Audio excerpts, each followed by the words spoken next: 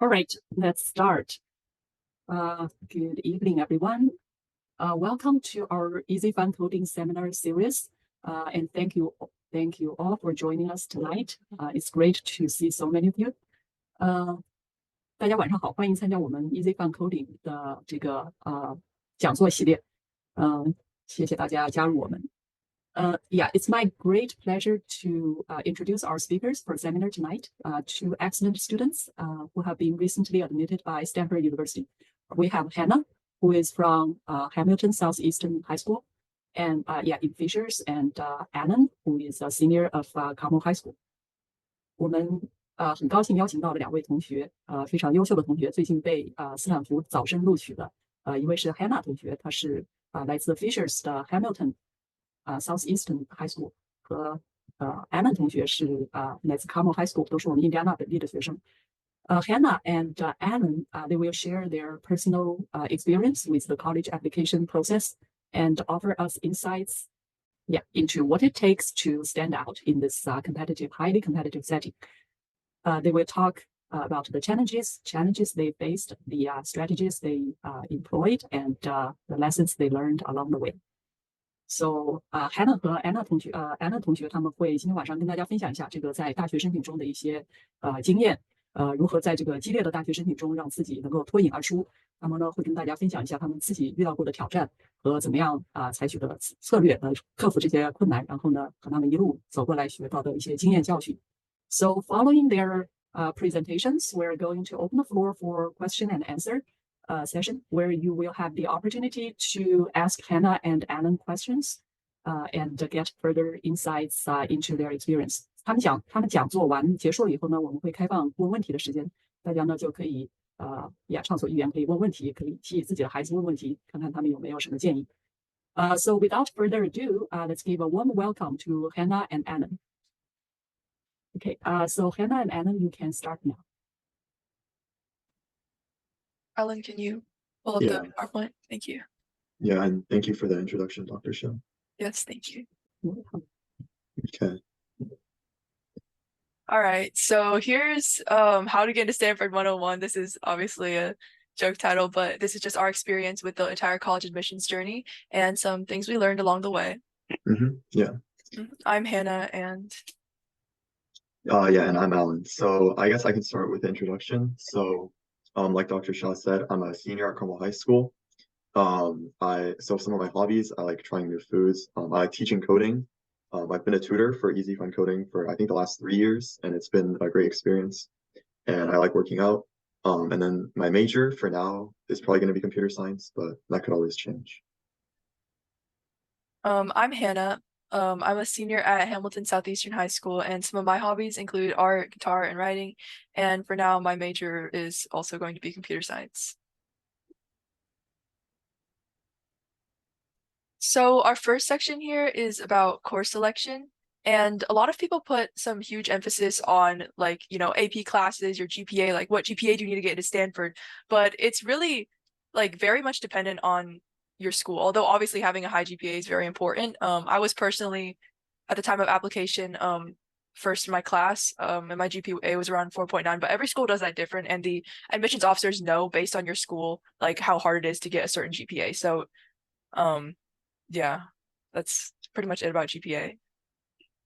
Yeah, I guess I'll go ahead and share my experience too. So, I definitely agree with a lot of what Hannah said.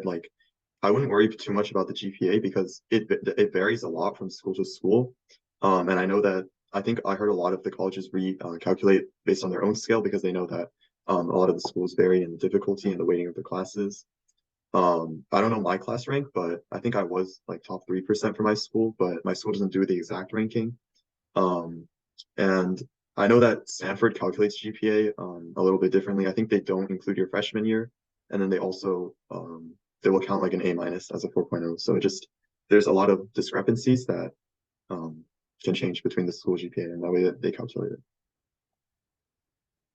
And AP classes, this really, again, just hugely depends on your school. For example, large public schools like my school or Carmel will have very many options for APs that you can take, and you're going to want to take a lot of them to be competitive amongst your classmates. And your AP exam scores, from my observations and personal experience, I don't think they really mattered that much. I don't know if Alan had a different experience with that. Yeah, I mean, again, I think a lot of this definitely, I would agree with Hannah. I think you should definitely try to take as many APs as you can, but I know that the availability definitely differs from school to school, and also some schools don't let you to take certain classes based on your grade level. But I would agree, just try to take the most challenging classes you can, of course, if they're still interesting to you, and then don't worry too much about the AP exam scores.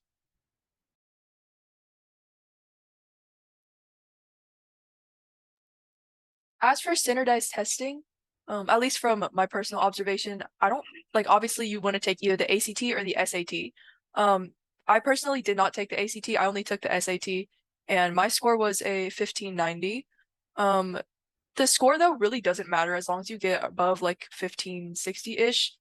It becomes sort of, all the same. And the best way to prep for that, in my experience and what I've heard from like all of my friends, is that just Khan Academy is a very good tool. Yeah, I definitely had a lot of the same experiences as Hannah again. So I got the same score, 1590, and then I think my biggest piece of advice would just be to practice. I don't know of any shortcuts. I know a lot of people recommend stuff like the SAT Black Book, but personally, I just did a lot of practice, and that's what helped me improve my score mostly. So whether that's like Khan Academy, I know College Board has their own practice tests online, and there's other services as well, like free and paid ones.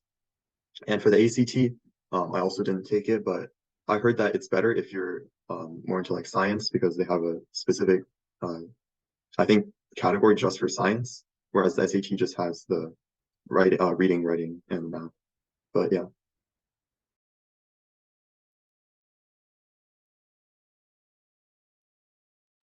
And for this next section, this is where you can really begin to stand out because, again, like so many applicants to elite schools like Stanford have, like super high SATs and high GPAs, but the activities is where you really start to set yourself apart. So for clubs, more is not better is the most important piece of advice that I've learned in my own experience. Like, you don't want to just join 10 clubs and then do nothing in any of them just because, you have like just for the name of having those clubs. Definitely try to show initiative and maybe create a club that doesn't already exist. But if you really can't do that at your school, then try to like take on leadership roles and be more deeply involved in like less clubs rather than be less involved in more clubs. Yeah, once again, I mostly agree. And something that I forgot to say earlier is I know a lot of schools were test optional, but I think it just depends. You should look into the school that you're applying to. I think a lot of them are reverting back now, like with like Dartmouth and Yale, I think are requiring tests again. But it just depends on the school that you want to apply to. For clubs, I definitely agree. I think maybe in your freshman year and maybe even your sophomore year, you can try to join a lot of clubs and then just kind of see which ones you like. But I think going into your junior, senior year, you should try to stay in the clubs that you really enjoy and are passionate about, and then try to get either like a leadership position, like Hannah said, or like starting your own club based on, the interests and the sponsors that you can find, the teacher sponsors. And as for sports, if you're someone that's really into sports, if unless you're like varsity or like state champion or excelling in your own sport, it's not going to be like a huge plus on your application. So if you're really not into sports, don't worry about that at all. I played tennis for like 2 years in high school and I didn't even put it on my application. One tip that I've noticed is, even in my own experience, to try out a bunch of like sports that may not be as common. Like, one of my like things that I put on my application was that I did trap shooting, and I think that also really helped me stand out among the rest of the applicants. Yeah, I definitely think so as well. Trying out a lot of sports. I don't think I ended up putting sports on my application as either, but um, I know that like coaches can be a great person to write one of your recommendation letters, in addition to like a humanities and a STEM teacher, and we can cover that later. And then definitely like I know, yeah, unless if you are super involved, it's definitely great that colleges love to see that on your application, but otherwise, I wouldn't worry about it too much. As for summer programs, you probably have heard of a ton of them, like, Yale Young Global Scholars, like TAS, RSI, everything like, and my biggest tip for summer programs is definitely to shoot for something that like is more selective rather than like a more like pay to get in sort of program. like most summer sessions at a lot of schools, it's like several $1,000s you go and stay, but it doesn't really help you that much in the process because the admissions officers also know that it's not incredibly difficult to get into. Another tip that for me was you could also just create your own thing instead of doing a summer program. For me, one thing that I had on my application, me and a few of my friends from Scholastic Art Awards and Kenyon Young Writers Workshop, we formed a summer writing workshop that we hosted where we taught, creative writing like poetry, screenwriting, etc. And I think that's another thing that you could do to really stand out. Yeah, I definitely agree with Hannah. Just looking into like researching a lot of summer programs, finding ones you're interested in. Obviously, if they have low acceptance rate, that's really impressive to put on your application. And yeah, that's pretty much all I have to say. I didn't really do that many. I think I did 2 in my sophomore year, but for my junior year, I didn't do as many. I chose to focus more on other aspects of my application. So yeah. As for research/internships, I don't really have much to say on this topic because I didn't do any research or internships, but I think Alan definitely has more experience with this one. Yeah, I can go ahead and share a little bit about my experience. So honestly, I think researching it comes down to like trying to meet with people. Like if you have if your parents are professors or if you have friends whose parents are professors, you have a way in there. And then also just I heard like cold emailing professors is another way that people have gotten in. Um, and then also other opportunities. So I know like Carmel High School, they had like a work-based learning program, which I joined, and that allowed me to do an internship with IPUI. And then there also like my counseling office would like post updates every month or so, and they would just have like a list of internship opportunities available for high schoolers. So just like taking advantage of the opportunities that are out there definitely will help you.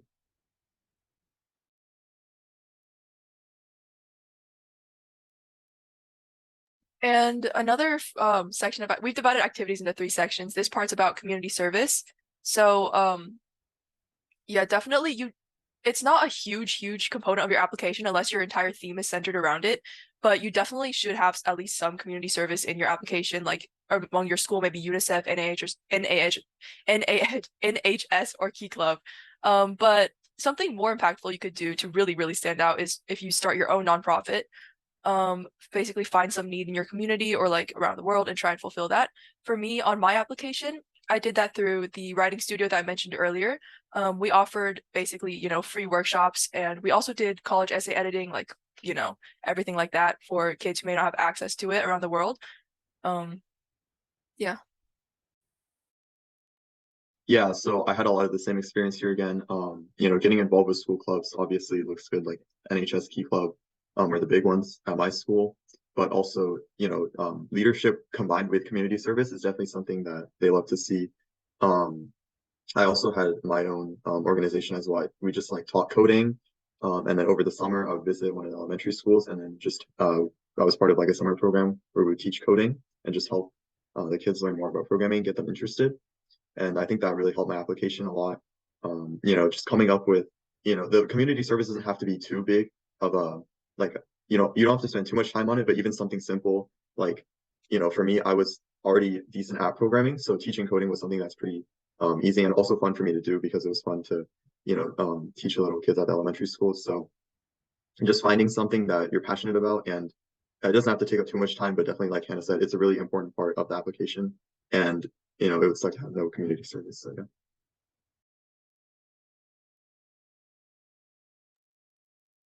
And this section about work/passion projects is also pretty important.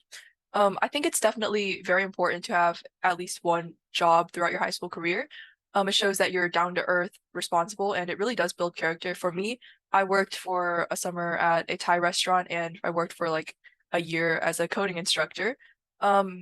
You can make it related to your theme if you want to, but definitely at least try to work one job where it's like, just like a regular job that a high schooler would work at. And for me, another thing that I did instead of just working was social media.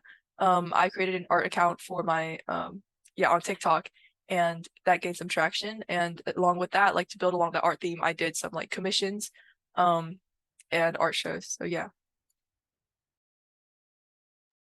Yeah, I definitely agree. I mean, yeah, the job doesn't have to be anything too fancy. I mean, I just had like easy fun coding instructor. That was pretty much what I had for my work experience, but just something that shows that you have like these positive traits, right? Like responsibility, time management, like organization. And a job was a great way to show that the admissions officers that you have these traits, and also, like it says, can build character. Yeah, I didn't have any like social media accounts, but I think, yeah, like what Hannah did is a great way also to show you're passionate and care about what you do.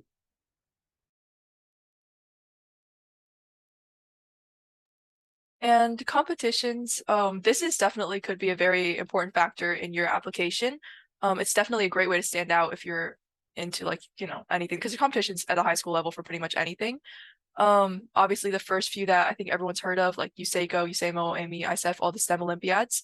In my personal experience, I was an AMI qualifier with a Jane Street AMC 12A Certificate of Excellence and a Akamai Certificate of Excellence. But I think definitely if you're good at it, then like go for it. And I think classes like, easy fun coding are really helpful ways to get better at what you do. But I think it's mainly just sticking with it is my best advice, and trying out a bunch of them. Maybe you're better at one or the other.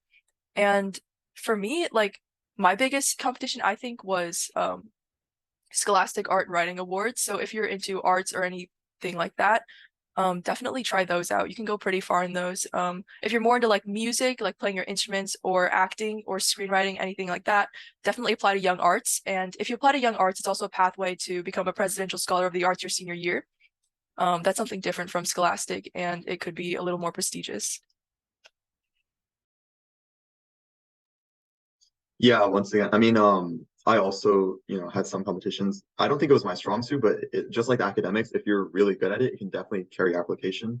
So for me, my experience with competitions, I did ISEF, I think like 2 or 3 years, and I won some awards from like Purdue and from like the U.S. Air Force, and it was just like simple projects involving like coding robotics, just like using skills that I already had. And I didn't do too much in the arts, but I know like there's also, academic awards like National Merit, which is based on your PSAT score. Top Scholar, which is something that my school did, just like I think it was like based on your GPA. They gave you an award if you're the top something percentage. But yeah, just like finding out what opportunities are available and then signing up for these competitions or trying to, claim these awards for yourself. Because a lot of the time, a lot of people don't even know about these awards. So it's a great way to boost your application using skills that you already have. Yeah.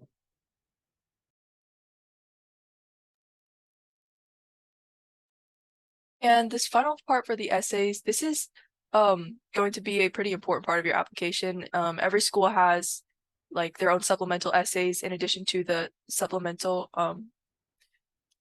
in addition to the personal statement in your common application.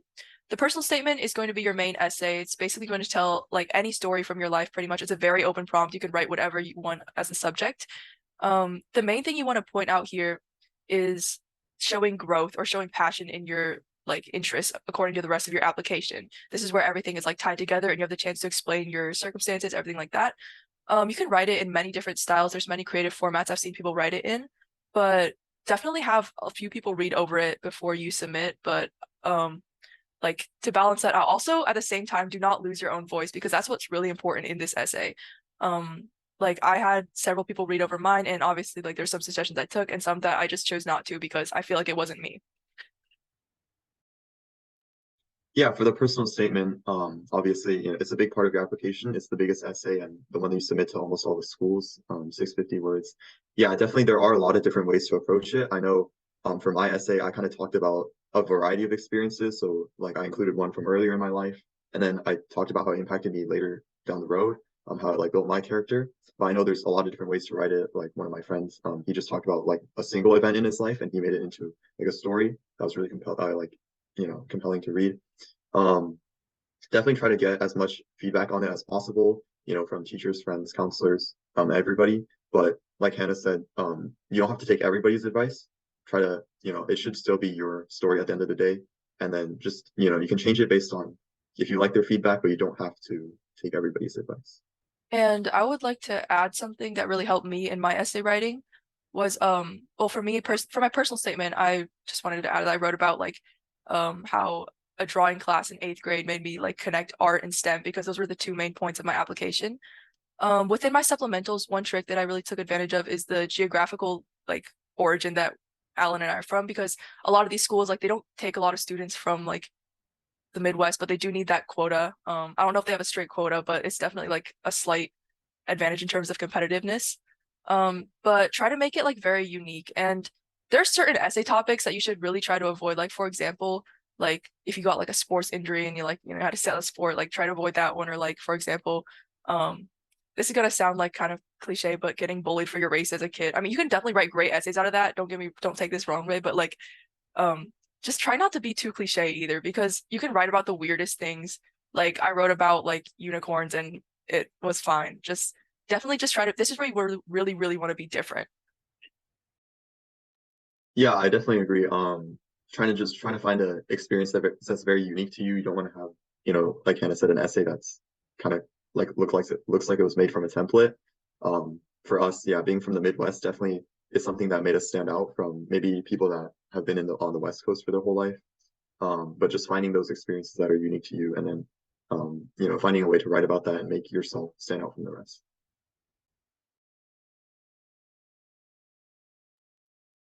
Oh, I guess I can talk about the supplementals as well.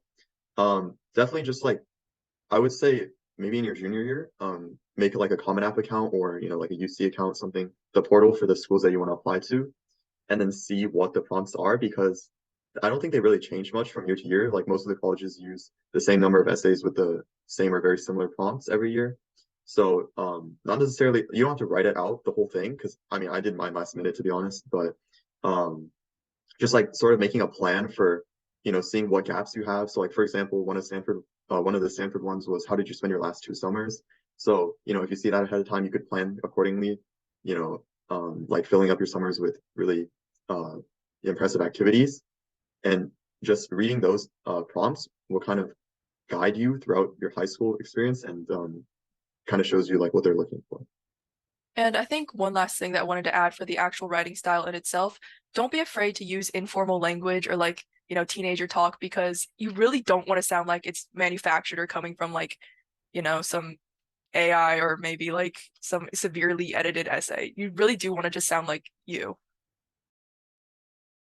Yeah, I would definitely agree with that. I think you know, especially with ChatGPT, like a lot of people's writings are going to sound the same now. Just trying to make yourself stand out. Don't be afraid, like Hannah said, to use informal language. I know from my experience, one of the essays that I think really made me stand out was the Stanford roommate one. So they said write a letter to your future roommate, and I heard a lot of people, they wrote theirs kind of based on what they thought an admissions officer would want to hear. But I honestly just wrote mine like I was texting like a friend, or like writing them, like sending them an email, and I think it made me sound more genuine, and definitely helped me stand out, because you know, don't be limited by the prompt, right? And I guess another example of that, I think one of the prompts was, what is a historical moment that you would have liked to witness?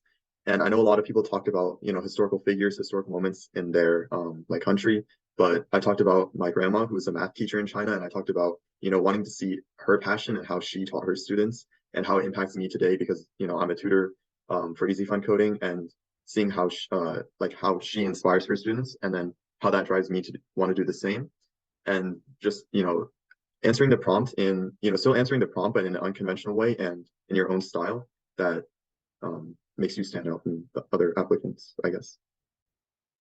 And sorry, just one more thing. I think Stanford, especially, at least from what I've heard, looks really for intellectual vitality is their main like buzzword.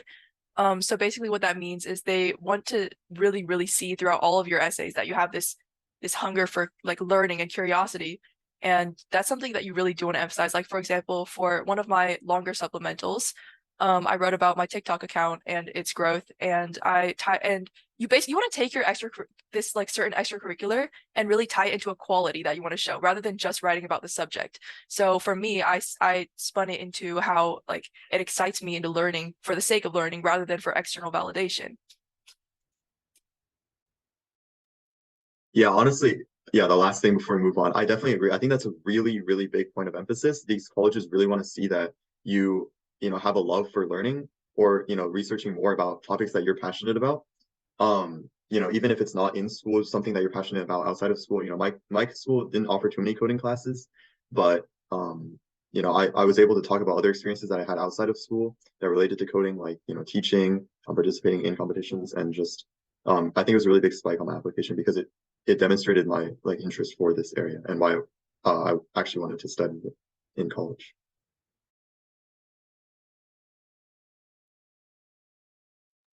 As for recommendation letters, definitely for this, you want to prepare this kind of all 4 years of high school. You really want to pick like a few teachers that you have a very close bond with. Try maybe teachers that you would want to start a club with, like as a sponsor, like coaches, professors. Like this could be really anyone. You do want one STEM and one humanities preferably. But my general advice for this is just to like talk to them like casually, not just as your teacher, but as someone you're like creating this connection with throughout like all 4 years of your high school career. Obviously, do not be annoying about this. Like, don't pester them all day or like talk to them like they're your best friend, but definitely do try to get closer with just a few teachers. And as for like how many, just it really varies on the school. Some schools require like 2 STEM teachers, some schools require a humanities teacher, some schools won't take more letters. It really, you have to do this when you're researching each college. Yeah, I definitely agree. First looking at how many recommendation letters are allowed for each school. I think like Brown allows like 5 or something. I'm not sure, but definitely it varies a lot from school to school. There's like I think most of them have like 1 or 2 required, and then some of them might have like 1 to 3 optional. And then, for the required, I would just say, yeah, the standard is 1 STEM, 1 humanities teacher.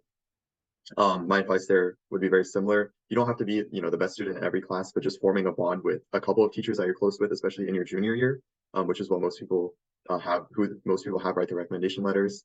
That can be something simple, like just like raising your hand in class occasionally, asking them questions after class, meeting with them during like study hall, and just, forming a bond with 1 or 2 teachers that you will write a great recommendation letter for you down the line. And like Hannah said, other great ways is like starting a club or organization with the teacher as a sponsor and working with the teacher for multiple years so that they get to know you better as a person, not just as a student in their class.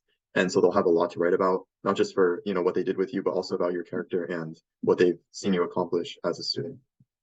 And one thing I'd like to add to that, it's just a story from my own experience this application cycle. For me, honestly, one of my Stanford recommendation letters was very rushed and last minute. So I asked a physics teacher that I'd had sophomore year.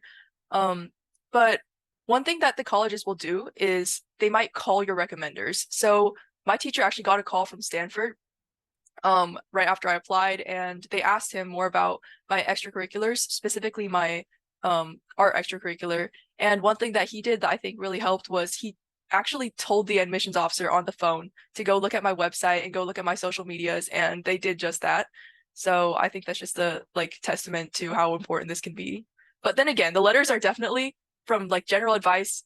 If you can't get a great one, do not worry at all. They're just looking for like if this student has any huge red flags or anything, mainly. That's what they're mainly looking for in these. Yeah, I definitely agree. Just like some final points of advice. It's definitely recommendation letters probably won't like carry your application. It won't like make up for other areas that are lacking, but they can, bring up any red flags. From my experience, I think I had my US history teacher write one of mine. My statistics teacher was my STEM one. And then I had a professor who I did research for. He wrote my optional one. So just, looking into how many each school allows, and then choosing great people that you have formed bonds with. So like coaches, mentors, teachers, professors that you've worked for or like worked together with for, many years. And then I guess I can talk about the interview. I think Hannah said she didn't get one, but I think that's because she applied really early. I submitted my application like the day before it was due. So I can just talk about my experience. I think mine was a statistics professor at one of the Chicago universities, and it was about an hour long, I think, and just like general advice, like making sure you're responding on time and being polite throughout all your exchanges, and then also practicing a lot. I know, I practiced a lot with my mom. We wrote down like some notes about what I wanted to discuss, and then like practicing answering potential questions they had.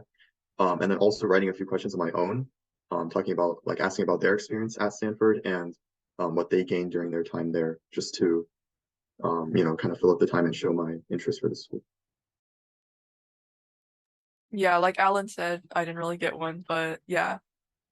So this is some time we've set aside for any questions that you might have about what we didn't cover in this presentation. Feel free to send them in the public chat and we'll answer them as fast as we can. Okay. And I got one while we were making the presentation. Let me just see. Okay. So someone asked, let me find it.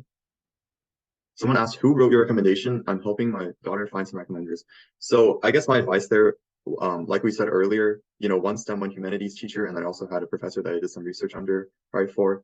Honestly, don't worry too much about this section, but just finding, you know, one or two people that you can form a bond with in your junior year or even in your sophomore year.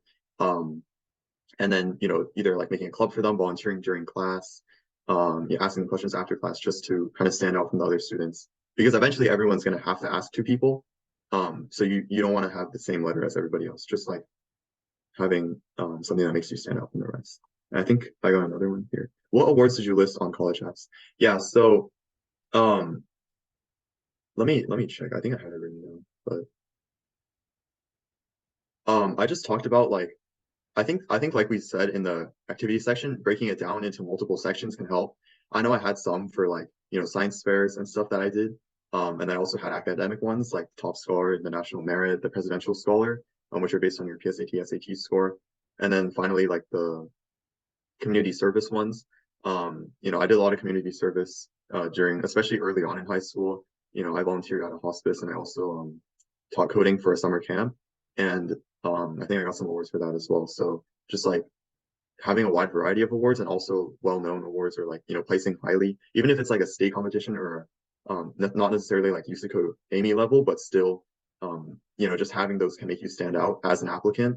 And they show, you know, that you are dedicated. Someone said, hi, Alan, do you share your GitHub in your application? I actually don't have a GitHub, but I know there's an additional section or like additional information section on the Common App where you can add things that they didn't necessarily ask for. So I know in the additional info section, I added just like some other activities I did that I couldn't fit on my application, and then also some you know, additional things that they didn't ask for necessarily. You know, if you have a GitHub that you want to share, I don't think it would hurt to add it to that section. You know, if they don't check it out, then it's whatever. And if they do, they could show that you're passionate and could add to your application. So yeah, I guess I'll let Hannah answer these in the chat. Okay, so some questions I've gotten throughout this presentation. What awards did I get? I got that same question, I think. For me, for STEM, I had some USACO. I was just like top of my school. I didn't go too far in USACO, not USACO, sorry, National Chemistry Olympiad, not USACO, USNCO. And my main STEM award was just Amy, like certificates and everything. For art, I did a lot of scholastic awards. I had a American Visions Award and several gold medals, with some silver medals as well and regional gold keys. I had a bunch of miscellaneous like local math competitions that I've done and a few science things as well. But yeah, that pretty much sums up like I don't really have it written down, but that sums up most of my awards. For the art portfolio, Elizabeth, I did submit a portfolio to Stanford. That's and something to note for that is that the portfolio deadline is like around a month early, almost, maybe not, like 3 weeks early. That's why I submitted my application so early. This year was October 15th, I believe, and I think that really did help my application because it's just another thing. Like it won't make up for other parts, but it will really help you like maybe like tip the scale a little bit if they're on the edge about you. At least that's what I've heard from like some admissions officers. And for early application, Richard, for how to handle an ED application with an expected tuition offer, I didn't early decision anywhere. Like Stanford has restricted early action, so it's not binding. However, this year especially, I'm not too sure, and I don't think anyone's too sure because the FAFSA has been delayed repeatedly, and so like it's kind of hard to get a real offer. You're only getting an estimate at first. It's kind of hard to get the real thing until FAFSA has been processed. And something to note with FAFSA is you should also fill out the CSS form, which is a different financial aid form that goes to a bunch of schools. Yeah, and I can jump in here real quick. Actually, that brings up a great point about early applications. So it differs a lot based on the school you want to apply to. For example, I know, you know, schools like Northwestern, NYU, they have ED, which means that if you get in there, you kind of have to go. And then EA, something like REA, so restricted early action, which is what I think Stanford and Harvard are. That means that you can apply there early, and if you get in, you don't have to go, but you can't apply early to any other restricted schools, but you can still apply early to state schools. So for example, I applied early to Stanford, and obviously I can't apply early to Harvard anymore, but I still applied to like Georgia Tech, UIUC, Purdue, and IU, which are my state schools. And so that's what REA means. And then I think EA, there's a few schools like MIT, which means that you can apply there early, and you can still apply to other schools, but and it's not restricted like Stanford or Harvard. I guess I can answer this question as well. Someone said, when did you decide what colleges you were interested in? To be honest, I decided mine kind of late. Maybe into my junior year, I was just looking at, what are some of the schools that align with my passions and my interests. And obviously Stanford is one of the best CS schools in the country. So I'm really glad I got in, and I feel really fortunate. It definitely aligns a lot with what I'm interested in. That's a great point to bring up. I think in the school, like, why did you choose our school section? It's great to have like names of specific, classes or teachers or organizations that you'd like to join. Once you're at the school, it can show that you're really dedicated and passionate about joining their school specifically. And it shows that, you've researched the school a lot, you've seen what opportunities are there, and it really supports your argument for why you'd be a great fit for the school.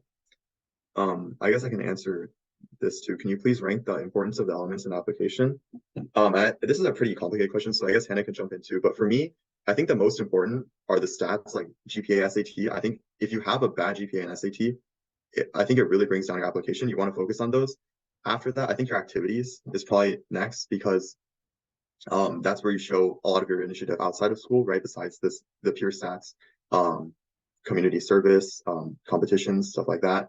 And after that, I would say, I think the essays and then the recommendation letters and then the interview is how I would rank it. And Hannah can jump in too. I would definitely agree with Alan's ranking. I think like while SAT and GPA are very important, it's more of like a like foot in the door rather than like what gets you in. So it's almost as if like you really want to have this like high SAT and GPA, high stats as like a like way for them to really look into your application. And once they look into your application, you have to make yourself stand out with all these extracurriculars. So I would really rank them of more equal importance. Any suggestions for freshman/sophomore summers? I think my suggestion for like younger high school students would really be to just like branch out and find what you're interested in, because that's what's going to like develop in your later years as like, your main points, your spike, like your passion. And you do really want to find like a genuine interest in something. So I would recommend for me to like spend those years like finding what you really enjoy and want to do. Yeah, and something that I forgot to add that Hannah reminded me. So GPA, SAT, it does get your foot in the door. I think the reason why people emphasize it so much is because the school wants to see your GPA, SAT as an indicator that, you do well at the school, right? So like, that's why, it doesn't matter if you get 1600, anything for a top 5 school, maybe like 1560 or above is all that you need, because the reason why they're not trying to see if you're the smartest, right? They're just trying to see if you would do well, like fit in well with the other students at the school. So that's kind of why they emphasize GPA, SAT so much. I guess I can answer a couple more here.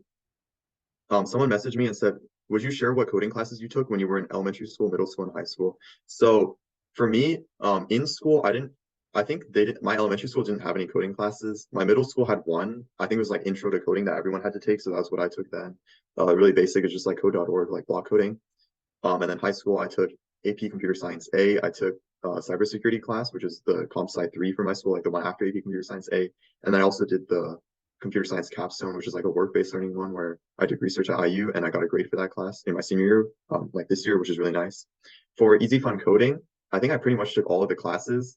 And obviously, like, I became a tutor there. So I think it really helped me, honestly, not only because of the competitions like USICO, but also because I was able to use my coding skills to do other parts of my application, right? So, I'm kind of lazy, so I like saving time. So for my community service, like, instead of doing something generic, like just volunteering at a hospital or something, or which I did end up doing, like I volunteered at a hospice, but I started a nonprofit and I taught coding in the surrounding schools and like teaching about being a volunteer instructor at a summer camp, just teaching the skills that I already had. And I had a lot of fun, like, playing the games that the little kids made. It was just something that was really enjoyable to me personally, but also something that strengthened my application. So like just finding ways to incorporate what you already do and what you're already passionate about into the other areas of your application, like the essays, like the community service competitions, is a great way, I think, to make you not only more dedicated, but also make you stand out more. For Erica, for both, did either of you have a specific passion project? I didn't really have like specific things, but I think for me, my most major ones were definitely my social media and the next level writing studios, the workshop that I mentioned. In the letter that I got back from the admissions officers, the personal note, they did mention the writing workshop in there as something that they really enjoyed. This next question, I'll go ahead and answer another one. Are you going to apply to more colleges in RD, or are you both committed to Stanford? Me personally, I'm pretty much just committed to Stanford. I didn't apply any colleges RD. I just applied my early schools.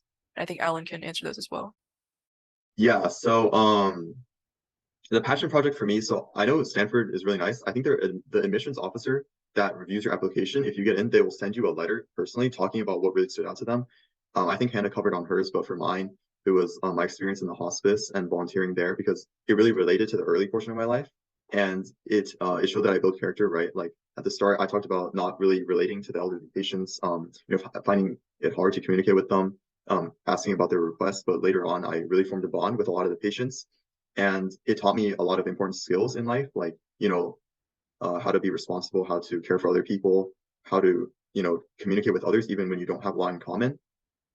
So that's something that I think really stood out to my admissions officer. I guess I can answer this one as well. Any suggestions for freshman, sophomore summers? I think honestly, I didn't really do much in my freshman summer. My sophomore summer, I did like 2 summer programs, but I don't think they were that like low acceptance rate. I think one of them was like the Yo Young Global Scholars. I forget the other one. And then my junior year, I didn't do any. I just focused on doing community service and then studying for the SAT, which I took in June or July, I think. I guess I'll answer one. So yeah. So earlier, like Hannah said, I'm also pretty much committed to Stanford. I didn't really apply to any schools RD. I did apply to UC because the Stanford decision wasn't out by then. I think the early deadline is usually November 1st. The UC one was November 30th, so a month later. And then the regular ones are usually like early January. So December 15th is when the Stanford decision came out, which is when so that's why I didn't apply RD, but I did apply to the UC ones. And I guess I answer one more here. So can you guys briefly introduce your high school's public or private rankings? I think Hannah can talk about it more later, but I think both of us went to public high schools. Carmel High School, I know that I think they're one of the biggest public high schools in the country. We have like 5,500 students or something, like 5,500. And Carmel High School, they really emphasize, like they told us multiple times that they don't do rankings for some reason. I got an award for like having a top 3% GPA in the school, but I don't, like it's impossible to know your exact ranking because they don't tell you. But yeah, I went to Carmel High School. My high school is Hamilton Southeastern High School. It's pretty much just like if suburban public high school. It's pretty large. It's got around like 3,000 something students. It's definitely smaller than Carmel. But yeah, there's nothing that special about my school. It's just like a public high school. And this next question, why did I pick Stanford?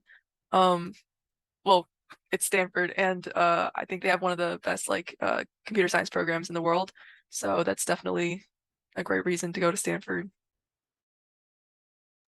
Yeah, and I would say obviously like when you're looking for schools to apply to, especially early, because a lot of them are restricted, the top schools, just finding something that aligns with your interests, right? If you want to do law, you should probably go to Yale. If you want to do business, Harvard's a great choice.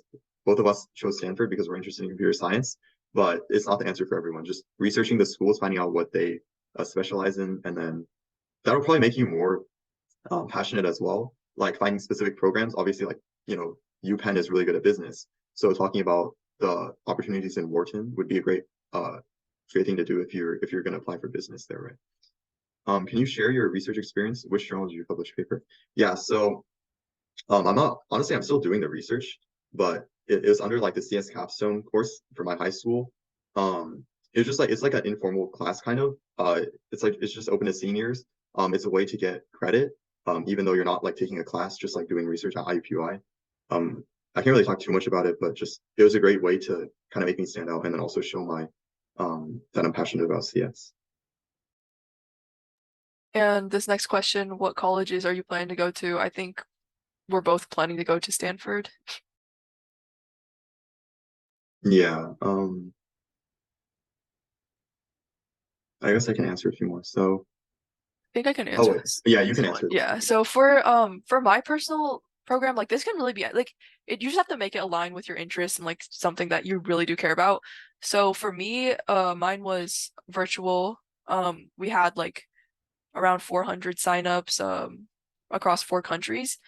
And we did like a week-long workshop, but we created a website, and basically like throughout the year we'll have different sessions. Like we did, like as I mentioned, we did like creative writing session, we did like a Common App essay session, and we were, I think, planning on doing a winter session for like those interested in filmmaking. This just really depends on your own interest and time. Yeah, and I can talk a little bit about that too. I didn't do my own summer program like Hannah, but I did volunteer at a local summer camp where they were teaching coding just as a volunteer instructor. Like we said earlier, finding a way to blend your passion with your summer activities is a great thing to do. So like Hannah's a great writer. Obviously, like she did the Common App class about writing how to write a Common App essay. I taught coding because that's something that I do on a regular basis. So for creating a summer program, yeah, Hannah answered that, but I think mine was about a month long, or maybe it was like 2 weeks or 4 weeks.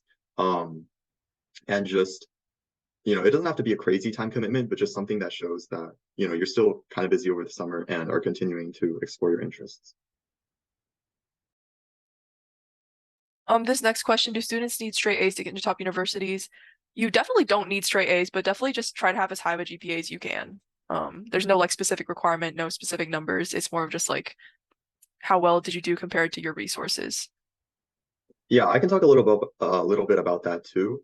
So I think my grades were honestly not the best in freshman year, but they got a lot better like sophomore, junior, senior year, which is something that I think honestly it's not that bad of a thing because it shows that it shows you that you improved over the course of high school, but also I know that I think a lot of the schools in California don't take into account your freshman year, like the UCs and Stanford both don't calculate your freshman year grades in your GPA or in their like version of the calculation of your GPA. So it just depends on honestly the school you're going to. Like Hannah said, straight A's don't, they don't they're not having straight A's is not gonna ruin your application, but just trying your best and applying yourself. Someone said, what's the club that led to IUPUI research opportunities? Yeah, so it wasn't a club, it was just a program that my school offered. I think it's called work-based learning, but it's just something that Carmel High School had where they would pair you up with like a university or a company, and you could just do work for them. So like I know they had a lot of different sections. I think they had like welding, fashion, and then mine, since I did a lot of the CS classes, I just chose the CS one, and they paired me with the IUPUI professor. This next question, let me see.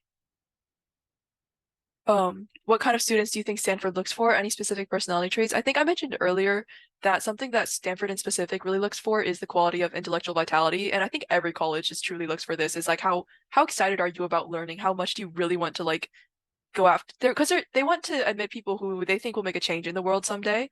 And yeah, just I think for Stanford, my main point was intellectual vitality. I don't know if Alan has a different experience. Yeah, I definitely agree. I think that's honestly one of the most important things in terms of personality traits, just like a love for learning and like genuinely wanting to find out more about what you're passionate about. Like Hannah said, wanting to make a difference in the world. Like she did a summer program, shows like that she wants to help people. And then my experience volunteering as well. Just someone that's, really does want to make the community around them a better place. Whether that's through community service or teaching or, participating in the events that are going on around them. I guess another one I could talk about, probably like, well, honestly, I don't know. Yeah, I think love for learning is honestly just the most important one. Oh wait, this is for Alan. Oh, I think I already answered this question. Yeah, I just took like the ones that my school offered. They didn't have too many. I think like one in middle school and then like 3 in high school. And one of the ones in high school was like work-based learning. And then I pretty much took all the easy fun coding ones. And then I became a tutor, yeah. So did you take math, ELA, social studies every high school year? Me personally, yes, I did. I doubled up on math my junior year. Just this really just like courses really just depend on your school. It like if you need a certain amount of credits to graduate, if your school has certain specific requirements for classes, then you should definitely follow those. I would recommend having at least like a math class and a language class every year. I think that's pretty important in general. So Yeah, just like Hannah. I mean, my school was pretty similar in the way they did things. I think yeah, I also doubled up in math in my junior year. I took AP Calc and then also AP Stats. I think I took language art. I think you're required to take language arts every year because I needed enough. I think you need to take one every year in order to graduate. Social studies, I actually didn't take one in my sophomore year. But I think I took 2 science classes. I think I took biology and chemistry that year. So yeah, like Hannah said, I wouldn't worry too much about the specific course selection. Just making sure you're taking like the hardest classes that your school offers that you're so passionate about. And then like taking advantage of the opportunities. Yeah, but it differs a lot from school to school, and a lot of the times schools don't have specific opportunities that other schools have, so I wouldn't worry too much about the specific courses that you're taking. I guess I can answer another one that someone messaged. So they said, when is a good time to start learning coding? Honestly, I think it depends. If you're really passionate about coding from a young age, that's obviously great, right? You can do like scratchcode.org when you're in elementary school, kind of get introduced to the subject. And then like I said, Easy Fun Coding has a lot of classes from, anyone from like 6 to 18. And then, middle school, they have, some clubs you can join. They have, some schools have computer science teachers. And then high school is really where there's a lot of opportunities, whether that's, in person around your community. And if there's, if you're unfortunate, there are still a lot of opportunities online that you can look into and pursue. And then someone else messaged me and said, how did you decide who to ask for a recommendation letter? How do you avoid asking someone who would write a mediocre letter? Honestly, I wouldn't worry too much about it. To be honest, my school made us sign like I think like a form. I don't remember what it was called, but it just said like you're not really supposed to. And I don't know. I didn't really want to either. Like read the recommendation letter that my teacher wrote. I feel like it's kind of impolite. Honestly, I just chose teachers that I saw were that like they liked having me as a student, and I also I did things during the year to try to build a kind of like a name for myself, like volunteering in class, staying after, asking questions, going to them during study hall, just like starting a club with them, doing stuff like that really helps build your connection. Just I think honestly, you shouldn't really have too much trouble deciding who you should ask for a recommendation. It should be someone that you built a relationship with over the course of, 1 year or many years even. And then, don't worry too much about them writing a mediocre letter. Honestly, I don't think there's anything you can do about that. And I didn't read any of the ones that the people wrote for me either. To go off of that, I only read one of my recommendation letters, but I didn't end up submitting it at all. So yeah, just try to talk to them, like, go to them for advice, come into their rooms when you can have free time, things like that. Did you both take APCSA? Yeah, I took it. Alan. Yeah, I think I covered this earlier. I also took it. It was the first computer science class that I took at my high school. And to be honest, I wouldn't worry too much about it. Like we said, the course might not be offered at all the high schools. And to be honest, I was kind of bad at Java before I took it. I learned a lot from the class. I know some people said it was really easy if you're good at coding before you go into it. So, just take it if you have the chance and don't worry about it too much if you can't.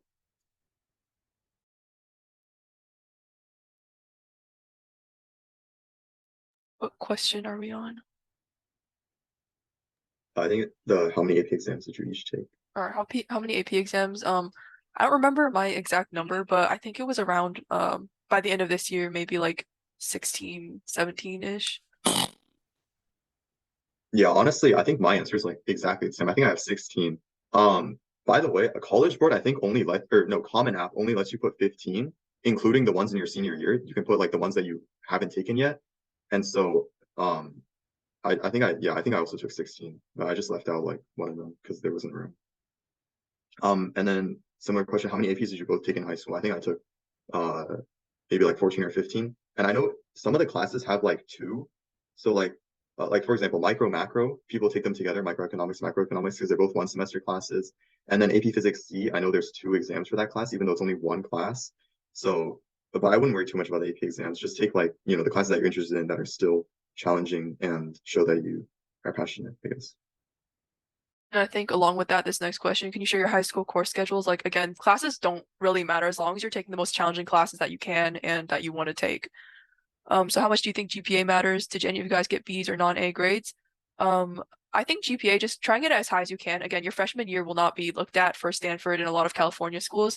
Me personally, I got all A's throughout high school. But yeah, again, that really just depends.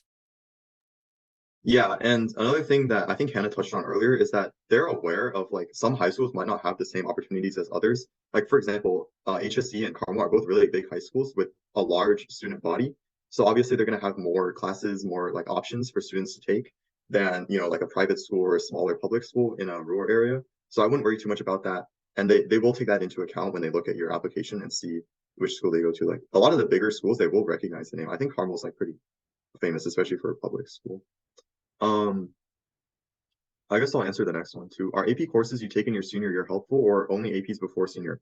To be honest, I just kept taking AP classes in senior year because I was used to it. And also, I think the first semester also impacts your GPA, right? So because the applications due like November, December, January, they will be able to see your grades first semester and it could impact your GPA. Like for example, I took like AP Gov, I took AP Micro. And then obviously since those are full weighted classes, they ended up bringing up my GPA even though it was in my senior year. I definitely agree with that. And also another point I wanted to add is that like if you take a bunch of APs senior year, which again I also took a lot because I was used to it, if you do get in early, you have to like maintain your GPA and all those APs. You can't really drop any classes without, asking them and getting permission, which you don't really want to do. They really want to see that you're carrying the same effort through all 4 years and that you're not just going to go to college and then stop putting in effort. Yeah, that's definitely very true. I know Stanford, like they tell you what they want your counselor to send. Like they want the mid-year transcript, they want the final year transcript to see whether you're still keeping up the good habits and you still have a passion for learning. I'll answer this next one too. Do good colleges screen GPA? Do they have a bar for GPA? Does 3.4 have a chance of getting into good schools? Honestly, like we said earlier, GPA is just one of the metrics that they look at to determine if you're a good fit for the school. It varies from school to school as well. I've never been an admissions officer, so I don't know exactly how they determine. I don't think they're gonna like just disregard your application. And it varies, like I said, it varies from school to school. Like something like I think like Princeton really cares about your grades, but maybe something like UC Berkeley, I know they don't care as much because they don't take into account freshman year. I think they have like 20 activities instead of 10 that Common App has. So a school like that definitely cares a lot more about extracurriculars than something that doesn't care as much about like that doesn't have 20 activities on their application, I guess. And this next question, what majors did you apply? I personally, you don't pick a major upon application. So for Stanford, at least you're not applying to a certain major. You're just picking 3 majors that you show interest in. On my application, I put computer science, math, and art. And I think you just want to put something that you want to do, but also sort of aligns with your application. Yeah, I definitely agree with what Hannah said. It doesn't I think Stanford lets you choose after your first year what you want your major to be. It's just a way to kind of talk about like your interests. I also did computer science. I put biomedical computation because I did a lot of work in like biology and medicine for my science fair projects. And then my last one I think was something about Chinese studies because I wrote about my experience with the National Chinese Honor Society, and that's also an area that I'm very passionate about. Yeah, someone said, I believe you need to apply a major for Georgia Tech. Yeah, so it does vary from school to school. I think for schools like Georgia Tech or UC Berkeley, it's almost impossible to get into the comp sci program if you don't apply for it as the major. But for something like Stanford, or I know my friends going to Columbia, I think they get to choose the major after 1 year. So it just depends on the school you're going to. I guess I'll answer one more. They said, you think 1560 plus is good enough for SAT? Do you think there is a benchmark for SAT? Honestly, 1560 is playing it safe. I think 1550 might be enough. Even for the best schools in the country, like Harvard, Yale, Princeton, I think 1550 is probably enough. It's just like we said, it's just a way for them to see that you'd be a good fit for the school, right? Obviously, it's just a way for them to kind of set some students apart from others. It's just like a number that is pretty easy for them to weed out certain students.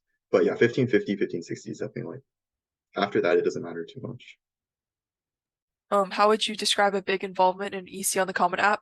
If you're super involved, you should have enough experience in it to write essays about it, and that's where the essays really come in clutch because it shows how involved you are with your main extracurriculars and what you've done for the world, how you've done it. Yeah, and then another thing is actually I think on Common App they ask you for the number of hours per week and weeks per year that you did each activity, which honestly was kind of time consuming. But just think about how many hours when you're doing the activity, think about how long am I spending per week and how many weeks am I doing this per year for? And that'll be helpful because it's something that they explicitly ask for on the Common application. I guess I'll answer another one. Someone messaged me. What did your research with professors look like? Or what topic were topic from you or the professors? Yeah, so honestly, I didn't really have much experience going into the IUPUI research experience beforehand.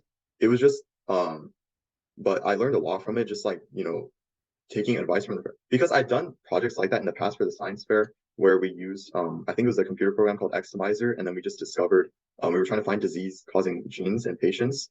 And I was doing something similar for the research at Purdue, or sorry, IPUI.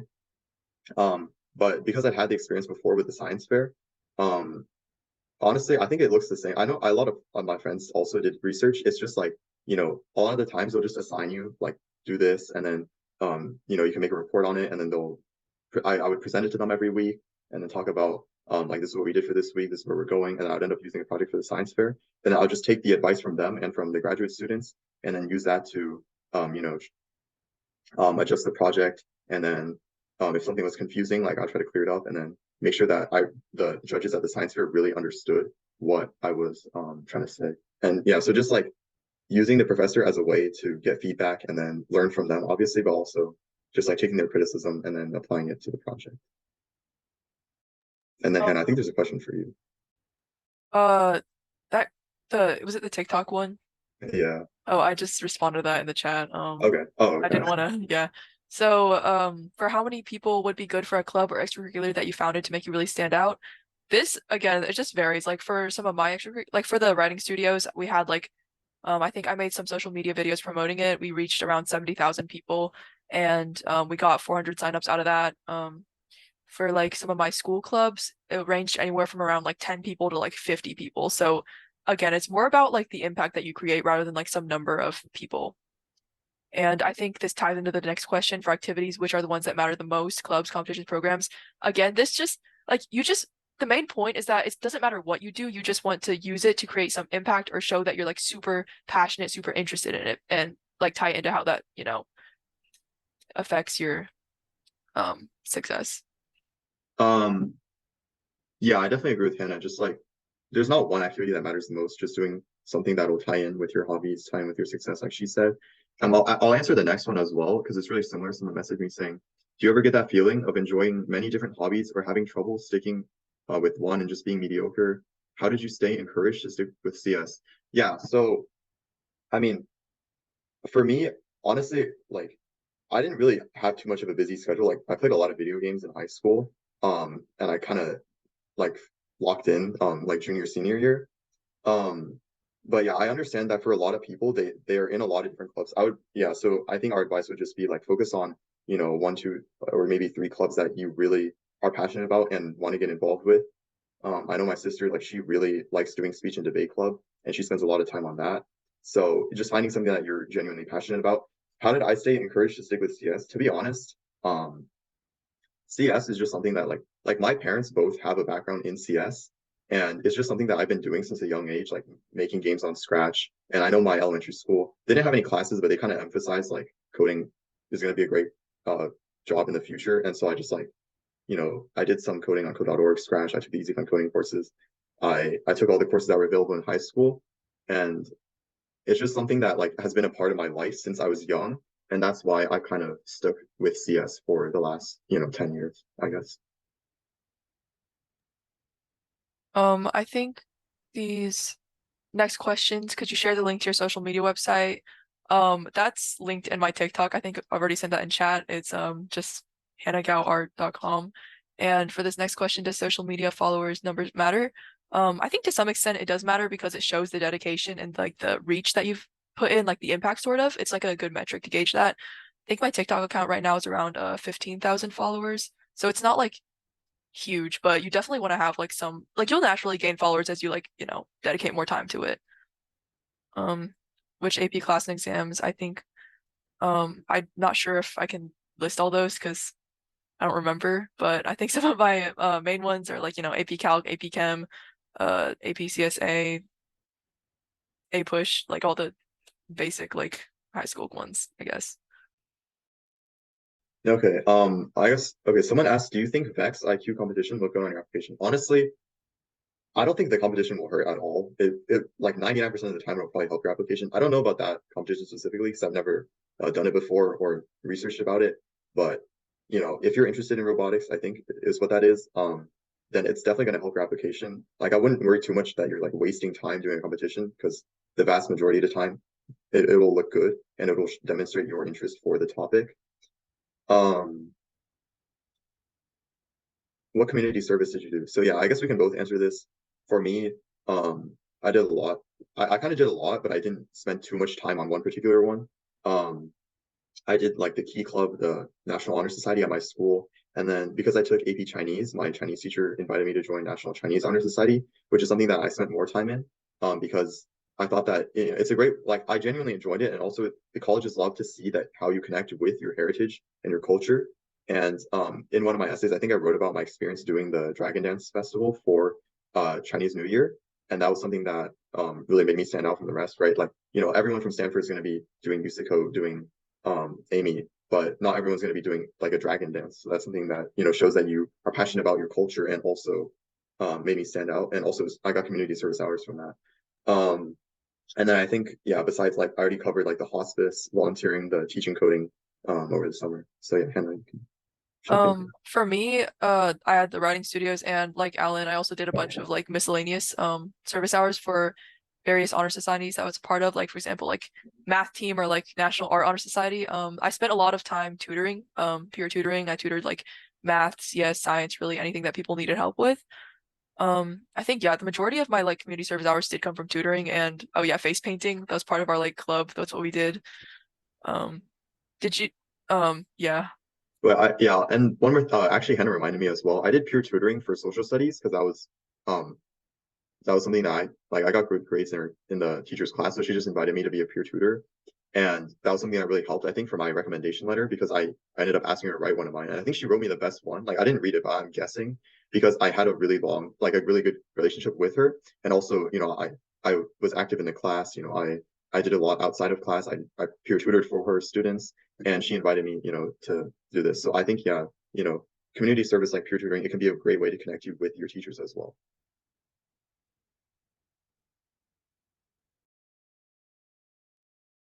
This next question about college counselors is like really just like I feel like at least for the most part, using a college counselor is just a personal decision. Some people choose to use it, some don't. I don't think like I don't know, that's just really up to each person. Yeah, I definitely agree. I think, it's pretty expensive. You can do your own research and see whether it's right for you. If you really care a lot about this, then I guess it's a good option. Um, I know my school had like their own college counseling center, like college counseling and career center. So I met with someone there and they gave me really good advice, but obviously that's not an option for every school. Um, and then I also had one of my friends in college that went to Carnegie Mellon. I had him read all my essays and edit them for me and give me advice and feedback. And so I guess not everyone has that, but just trying to find not as you can do college counseling, but also if you decide it's not right or if you can afford it, then just asking people that are around you that have experience with um, college admissions can be a great way to boost your application. It And definitely, yeah, that's pretty, yeah, I agree with Alan on that. I think it's more important to just like, cause most of the resources that they'll tell you can in this day and age, like find online and it'll be great advice that you don't have to pay like thousands of dollars for. And yeah, asking someone that you know that's gotten into like a school that you're interested in is definitely a great help in reading essays. And yeah, this next one's about research. So I think Alan. yeah, I mean, I already talked about it a lot, so I won't go too much into it. But for science fair, I did one project about like robotics using like household materials. I talked about sustainability and affordability. Um, and I think I got like a sustainability award from that. Sophomore year, I did one using Xmiser to find disease-causing genes in patients. Sounds complicated, but basically we just used like a Java program, and then we like used patient data that was like open source. And then I think I got the Air Force Award for that. And then the next year I did one about using computer vision to like make a robot that automatically killed weeds, like sprayed weeds with homemade pesticide or herbicide, which obviously like that also ties in with sustainability, tied in with showed like my skills using computer vision. And I think I won like the Purdue award for like the science or project or something for that. But yeah, it doesn't have to be like Usico or like something that's going to change the world, right? But it could be just be something small, like a passion project or something that demonstrates your abilities. And then, just presenting that, I guess gave me some awards. So I'm pretty happy with that.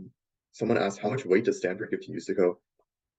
To be honest, I think like obviously Usico is really, really good to have on your application, especially if you go to like Platinum or if you go to the camp, like you're probably guaranteed a spot in a top 10 college. But if you think about it, like the majority of people are not going to have UC code, right? So I wouldn't worry too much about it if you're not like, top 5 in the world for coding in high school. Like the vast majority of people are not going to have that. So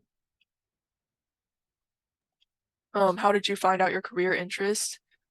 Just by trying new things, man. Like you gotta branch out and just do a bunch of things, then you can find what you really do like and what you don't like doing. And again, this is very subject to change because I think we're all young and I think we'll learn a lot more once we get to college and experience more like things in the field. yeah, I guess. Oh wait, sorry. Yeah, no, you can go ahead. Okay. So for this next one, they said, since we're working on our college application during senior year, would it be a good idea to take many AP classes? Honestly, I think that's just a decision that will vary from person to person. I know for Hannah and I, like we were kind of used to taking AP classes because we took so many, and I kind of chose one that I heard from my like upperclassmen that were kind of easier. Like, to be honest, like AP Gov is probably not going to be that hard compared to AP US History, which I took in my junior year. Um, so just taking, it doesn't have to be, if you don't think you can manage it, I definitely would say like play it safe, but you know, if you think you can, then like it's a great way to continue boosting your GPA, showing that you're taking the hardest classes offered and I don't know, continuing your pattern in high school. This next question, could you both share what other schools you got into? I only applied to 4 schools early round and I didn't do any regular applications. So far I've had Stanford, that was my first one. And then I think after that I got into Purdue, and then UIUC's honors program. So, and I'm still waiting on like Washington and Seattle. Yeah, pretty similar for me because Stanford is restricted. You can only apply to state schools besides Stanford. So I also got into Purdue. That's our state school for CS. And then I'm waiting on the UC, but yeah, I think we're both pretty much committed. Someone asked, does playing too many video games decrease your chances of admission? I guess Hannah can speak about this as well because I heard she plays Valorant, but honestly, I played like a decent amount. Um, and I don't know. I guess it just depends, right? Like, I didn't spend, to be honest, I didn't spend too much time studying in schools. My grades were still okay. I think if it's getting to the point where it's impacting like what you're doing in school and like it's like taking away from other things, I guess it's definitely detrimental. But like for me, I don't know. It's just kind of like a fun thing I do, and I have a decent amount of free time, especially now. So I just like playing video games. I would agree. Yeah, it's just like any other hobby. As long as it's not impacting your performance academically, you're fine. Like I have hundreds of hours on Valorant and everything was fine. So that's that's my advice. Did any of you have good relationships with your high school counselors? Is this important? Yeah, definitely try to maintain a pretty good relationship with your counselor because at the end of the day, they're going to be the one like sending everything in, at least at my high school, and like getting your things together. And they'll also have to write their own recommendation letter as part of your application for most schools. I think it really helped me a lot because a lot of my materials were like not submitted right or like I submitted the wrong thing, and she just really helped me sort everything out. And even if it was like super last second, I think having a good relationship definitely helped her be willing to do that. Yeah, honestly, actually, this is one of the best questions I've seen. I completely forgot the relationship with your counselor is really, really important because it's someone that follows you throughout high school as opposed to a teacher where you only take their class for maybe 1 year, 1 semester. Like Hannah said, counselor can really help with everything, right? Like submitting your transcript, giving you advice on like what you need to do, fill out, and then they write recommendation letter for you. And not even just for college, I think for national merit as well, you had to write like a recommendation letter for that. So the counselor is definitely one of the most important people, and you want to make sure you have a great connection with them.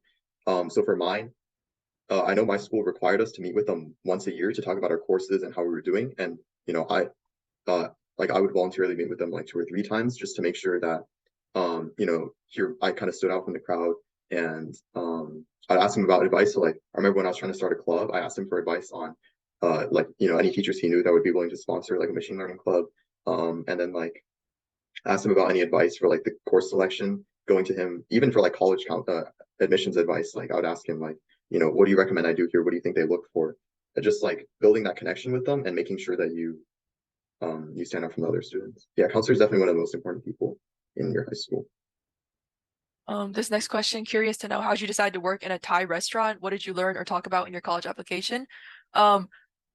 I didn't really decide. My friend started working there and then he was getting paid. Like I heard how much he was getting paid in tip money and I was like, I want some of that. So then I just decided to start working there as well.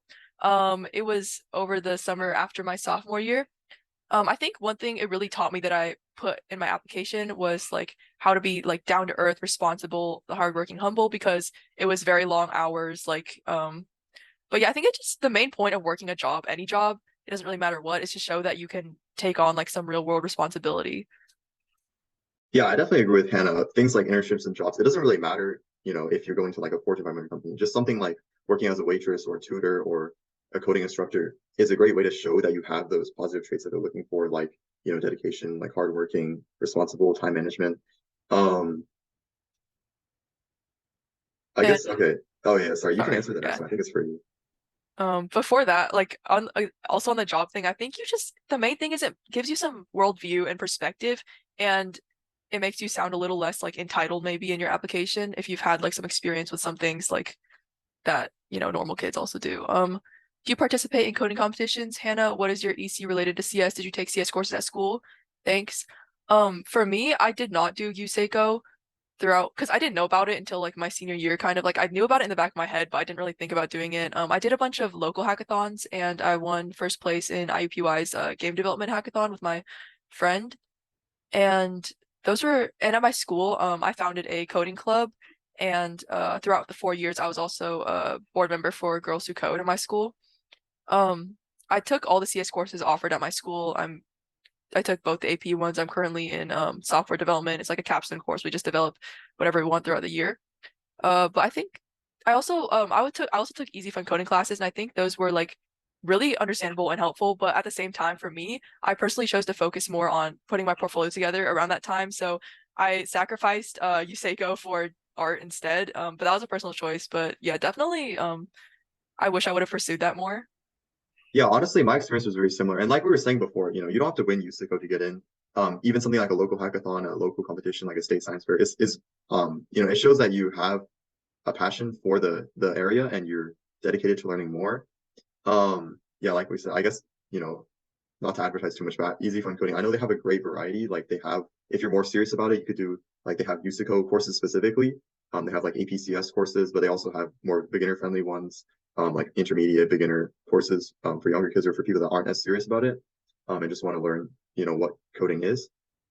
Someone asked, what coding projects did you put on your application? I didn't really put any specific projects. I just talked about the experience that I had, right? So like doing research that would involve, that's kind of like a coding project, and doing a science fair is also involves, it's a project where I used my coding skills. I didn't really make any like specific like websites or anything. I just used my skills in competitions and in my community service. And that was how I incorporated it into my application. So I'll answer another one. Someone said UC requires an art class. Which art class did you take in high school? Yeah, so something that my school, I think for the Indiana honors diploma to graduate, like for their honors diploma, you need to have an art credit or like a fine arts credit. I think I honestly had too many, but in freshman year I took orchestra, which I kind of regret. I didn't really pursue it anymore after that. And then I was also on the school newspaper staff, which I kind of forgot to talk about. But for my school, it was a full weighted class, and I mean, I was pretty much on like the staff as a graphics artist, and that's kind of another way that I think I stood out. Hannah's a lot better at art than me, but being on I think it's called highlight. Being on the highlight staff, like it kind of demonstrated that not only am I using computers for solving medical problems and coding and teaching students, but also as a way for freedom, like expressing myself, and you know, and being on the highlight staff also taught me a lot of valuable things like how to manage, like how to be a leader, how to manage my time, how to be organized. And I think that also gave me an art credit. But yeah, so that was a great experience for me. This next one about summer research programs. I personally didn't do any, so I think Alan would be much more qualified to answer this. Yeah, honestly, I didn't really do any like insane ones either. I know like there's like pretty famous ones like RSI, like tasks like we brought up earlier, but honestly just Googling and then going to like College Vine and seeing like what they have. I think they have like a list of really exclusive summer programs that really boost your application. And then also the smaller ones too. Um, like I know a lot of people, at my school did I think it was called Summer Science Program, SSP. That's a really popular one as well, but just going online and researching. Someone said, how much free time should I have a day? I think it depends. Honestly, as a senior second semester, I have like I pretty much just go to school and then like mess around the rest of the day. But like Yeah, I guess in junior year, I think sophomore year was the busiest for me, and Hannah can speak about her experience too. But that was the time when I was really involved with a lot of like clubs, volunteering, summer programs, trying to, in junior year, like building connections with teachers. I started my own club that year, and so it just depends what stage of high school you're at. I say like, don't like overload yourself, burn yourself out 2 years in the high school, but just balancing, making sure you're staying on top of everything, I guess. Yeah. I also agree with that. My sophomore year, I feel like typically people say junior year is the hardest, but for me personally, sophomore year was definitely the most busy for me. I barely had any free time and I would like stay up pretty late at night every night working on like, classes, art, like this is when I really developed my portfolio, things like that. There's no really set amount because I think for the rest of high school, I haven't been incredibly like overloaded. And I think it's really important to definitely like give yourself a lot more free time than you would think to just not avoid burning out because you don't want to sacrifice that much and it's not going to be sustainable if you're overworking yourself all the time. Like I'm not saying don't work hard, definitely like do your best you can, but don't push yourself to the point of burning out. Yeah, and then another thing that Hannah reminded me is it varies throughout the school year as well, how much free time you have. Like obviously April, May are going to be very busy months because you have stuff like finals, AP exams, like final projects, presentations that you're going to be working on. So, April, May, I might have had like, very little free time, but maybe after like February, when we just finished all our like first semester, like midterms and stuff, or like first semester finals, you probably have more free time. That's when like February, I know a lot of summer program applications are due. So just like managing your time throughout the year, kind of planning ahead, seeing what you have to do that year, and then kind of guessing like when you're going to have more free time and allocating the time there. Someone asked, did the two of you have very strong relationships with your official recommenders? My daughter says that she's a good student, but not one of the favorites. Is this okay?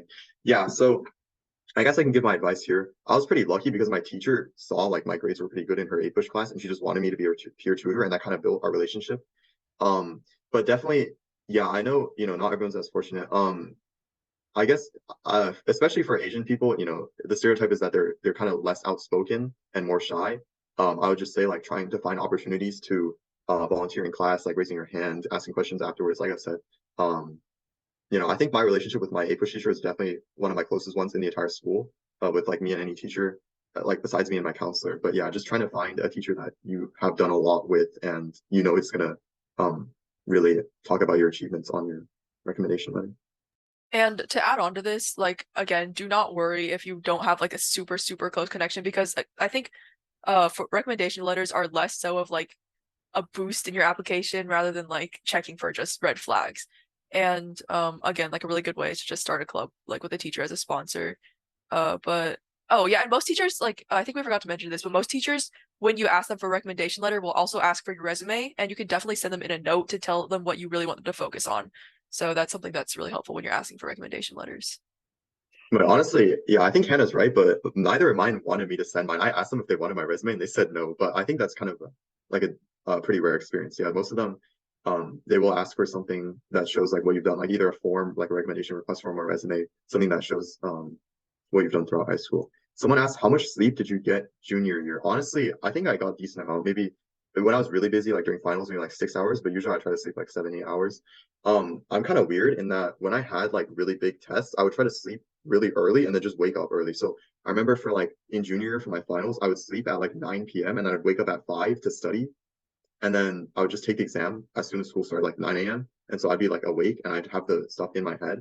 But just finding something that works for you. I think honestly, something that I found out sophomore year is I would end up staying up until like 2 a.m. studying for my chemistry test. And I'd do really bad because I was so tired. And it just kind of taught me, like from my own mistakes, that honestly getting more sleep instead of studying sometimes is a better way to do better on the test because you're going to be so tired if you sleep at like 2 a.m. The night of your test, right? I And can I can add on here. definitely attest to that as well. My sophomore year, I would pull like I think at one point I was so busy. I was like, especially with art and things, it's super time consuming. I was staying up like maybe like one all-nighter a week and then getting like 5, 6 hours of sleep. I definitely did learn from that. I noticed as well it like made my performance academically drop a lot because like I couldn't stay awake in class. Like I was too tired to even think on tests a lot of the time. But I think nowadays in junior year I got like 7 hours ish, and this year I'm definitely sleeping a lot more because senior year and I have more free time. But I think just like the main lesson I've learned is that yeah, like Alan said, staying up later is not better. It's not worth it most of the time. Yeah. Someone asked, would it be better if we take challenging classes and do okay in it, or take regular classes with better grade? Honestly, I guess it depends on your definition of okay. I know a lot of Asian parents are really strict. They think like 95 is like a bad grade. So it just depends on your definition. Honestly, yeah, if you're really struggling with like the AP classes, the higher level classes, I guess it's okay to stick with the lower ones. Um, I honestly, in my opinion, I think like an A in a regular class is better than like a C in an AP class. I think kind of would agree, but yeah. Um, but just trying to take the most challenging classes that you can still do well in is most important. Okay, I guess I'll answer this one too. Someone said, do you think ACSL scores at a young age is important for your application? Yeah, so I forgot to mention this. I actually did ACSL as well. I did it with Easy Fun Coding. I think I did the individual one. I also did the team one. I ended up doing pretty well in both of them. But yeah, the specific competitions don't really matter that much, right? You don't have to do USICO, you don't have to do ACSL, but just doing a competition that relates to your area of interest and showing that you're passionate about the subject is just, that's something they really, really like to see on your application. Hardest AP class, probably AP art. It taught me a big lesson in time management. Yeah, someone said which AP class did you take? Yeah, we both took a lot. I just took a lot of the ones that were required. I think I took like AP World History, AP Physics, AP like calculus, statistics, government, micro, macro. I didn't really do any like non-conventional ones. I just took like the ones that my school offered and that were really popular. Does Stanford need to take fine art credit at high school? I think this is more so like a graduation requirement because like I think for Indiana to have an academic honors diploma, you have to take at least 2 fine arts credits. But I think it doesn't hurt to just have like some fine arts credits.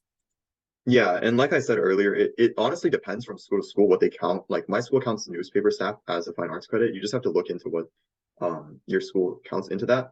And someone asked, you took 16 AP courses. Does it matter if you get like more fours or fives? Did you get fives like 70% of the time? For me, honestly, I did not that well on my freshman year. I think I got like a four and a five, and then I got like some fours in my sophomore year, but junior year I got all fives. Honestly, I think it's just like it's not too hard. I wouldn't worry too much about the score itself, but you definitely can do better if you just study. And there's like specific things you can do. I know like Princeton Review, Barron's, like they have review stuff for that online that you can do. Someone said, did you also take the most challenging English and history classes such as A-Push? Yeah, so I took A-Push, but for me, the reason why is because I heard the teacher was really, really nice and she wrote amazing recommendation letters. And I ended up like I not intentionally, but we ended up having a really good relationship and I became a tutor for her. So that's something that you can do as well, like asking upperclassmen for advice on which classes to take and seeing like which of the teachers, I guess, like forming bonds with the students. If you just started USACO with C++, you should take APCSA. Will Java interfere? I think I didn't do USACO, so I think Alan should answer this. Yeah, and honestly, Dr. Shaw can answer this too, but I think after you learn one coding language, it's not too difficult to learn more. C++ definitely, I think, is one of the best languages for USICO specifically. But if you are doing like competitive programming at that level, APCSA will probably be really easy for you, just to be honest. It's more of like an introductory class. Like in college, it'd be like it would be the equivalent for like intro into CS. So if you're doing USICO, I wouldn't worry too much about how difficult APCSA will be for you. Not many schools allow you to take that many AP courses. Your school's supposed to be very good ones. I think most public schools don't really limit it that much. I think it's more so private, like again, this just like really depends on the school. Yeah. A dual enrollment versus AP. I think for most schools it's weighted, at least at my school, it's weighted the same. I think dual enrollment for some like colleges would transfer easier than AP credits. So that's again just really up to your own personal circumstances. I don't think one's better than the other necessarily. But it's just a matter of transferring credits. Yeah, someone asked, is there any way we could practice on our writing for Common App? Honestly, that's just something that you pick up along the way. Like I wrote a lot of essays for school, like in AP Lang, AP Seminar, AP Research. And that's kind of where I got all my writing from. I don't think writing is like my strong suit. Hannah's probably a lot better than me at this, but um yeah, just like I just kind of learned writing from doing it at school. And like we said earlier, getting people like counselors, teachers, college students that you're friends with to read your essay, people that have gone through this process before, is another way to make your essay better. Not just like you don't have to do this yourself, right? If you're a bad writer or not, like it's not your strong suit, you can always ask other people for help. I got a direct message that said, "Where did you find your motivation?" Um, Honestly, like getting into a good college is a big part of it, I'm not gonna lie. But at the same time, if I didn't do things that I didn't genuinely like doing, like for example, art, writing, like coding, math, all of those, if I didn't have some interest, like I wouldn't have stuck with it. So I think it still is the most important thing that you like enjoy what you're doing. Yeah, I would definitely agree. Someone said if you're interested in CS, well, taking chemistry competition help. Honestly, I think it depends on what you want to show, right? So I know my sister, she's trying to do art, but she's doing speech and debate for one of her clubs that she's spending a lot of time with. I think honestly, even though they don't relate much, it's still a great experience because it shows that you're first of all, you're involved with the club a lot, and then also speech and debate can teach skills like, how to communicate better, how to like persuade people, stuff like that, that just shows the colleges that you're picking up these skills in life that can help you later down the line, either to like, improve your community or inspire others. Even if it doesn't directly relate to the major, it's still a great experience to put on your application.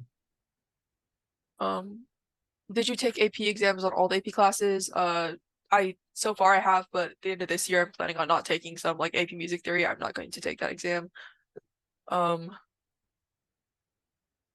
yeah. What kind of volunteering work is essential? I think we've been over this. It's just like showing impact. I think this next question about majors we've also answered. And I think Alan, this next one's for you. Uh, I didn't really do used to go that much to be honest as well. I just more of my stuff for computer science was in community service, right? So I like teaching coding, starting my own nonprofit, running coding competitions. That was a bigger part of my application, I would say, for both of us.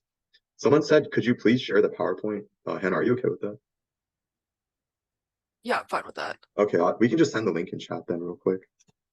I'll just send it. Honestly, this presentation is just kind of a way for us to gather our thoughts. And we were planning on just elaborating on each of the points instead of, reading off the slideshow. But yeah. Yeah, and while he's doing that, we'll answer some questions. Did you take any world language course? I didn't take any. I think I don't know about Alan on that one. Hannah, are you attending Girl Scouts? I've never done Girl Scouts, but I'm sure if you go far in that, that'd be a great extracurricular. And when should you go for campus visits? Personally, I did most of my campus visits junior year. I actually the only time I've been to Stanford was in like 7th grade. It was just on the way like near San Francisco. It wasn't really a campus visit, but yeah, I didn't really visit it. Um, yeah, I think Alan. Okay. Yeah. So yeah, like Hannah said, I mean, other than AP Chinese, I don't think I really took any language courses. I just stick with the same one for like 3 years, I think. And then obviously that helped me in a number of different ways, right? I got into National Chinese Honor Society. I built a relationship with the teacher because it was the same teacher every year. And also it was like usually the same group of students, so I already knew everybody. But just sticking with one language because I think you need the language for the honors diploma as well, at least for my school. And then someone messaged me and said, do you say cohesion plays a large part in the college application process? Um, I think for me, it definitely helped, right? Like all of my stuff, like awards, competitions, community service, internships was all CS related. So it really showed that I was interested in this field. But honestly, my experience is not going to be the same for everybody. It's not the answer for everyone. And oh yeah, for the campus visits, I also didn't go on like a specific campus visit, but I did drop by when I was visiting California a few years ago. Someone said, Alan, do you have experience on FIR, SR, FTC, FRC competition? Honestly, I don't know what that is. If it's coding related, it'll probably help your application if you want to do CS. Someone said, do you play piano or violin? I used to play both, but I wasn't really good at either of them, so I just quit when I was young. What about you? Yeah, I played piano when I was young. I quit. I played a few other instruments, but I didn't really focus on any of them. Mhm. What foreign language did you learn? I did the bare minimum credits in Spanish because my school doesn't offer Chinese. It only offers like Spanish, German, and French. And I wasn't super interested, so I just did what I had to do to graduate and then stopped taking language classes. What did it feel like getting into Stanford? Do you have a reaction video? It felt unreal. It still feels unreal, and I recorded a video, but that's a personal choice. Yeah, I also recorded a video, but yeah, I mean, obviously both of us feel very fortunate to have gone in. At the end of the day, it doesn't really matter too much what college you go to, right? A lot of it is luck. There's tens of thousands of qualified students, and there's only so many spots. So, someone said, should I join my esports team? I mean, honestly, that's a personal decision. If you think it'll boost your application, then I guess it's a great way to diversify. But that's a personal choice. If you're good at it, I guess if you win something, that could. Did you join any band at your school? I was in band in middle school, but I didn't do anything musical throughout high school. Yeah, same. I mean, I did orchestra freshman year, but I didn't really spend any time like practicing, and I just quit sophomore year. Did you mention in your application that you do any sports? I spent actually a huge amount of time on tennis, but I didn't have room to put it, so no, I didn't mention any sports in my application other than trap shooting. Yeah, honestly, a lot of the time people will have more activities than they have room for it because Common App only allows you to put 10. So, don't worry too much about having as many activities as you possibly can. Someone said, did you get any guidance from your parents? This is a really good question. I think Hannah can answer it as well. But for me, I had like Asian parents, so they kind of were really involved throughout my high school career. They were always checking in on me, like how am I doing in school, trying to get me to sign up for extracurriculars, and I guess that kind of pushed me to work hard in high school.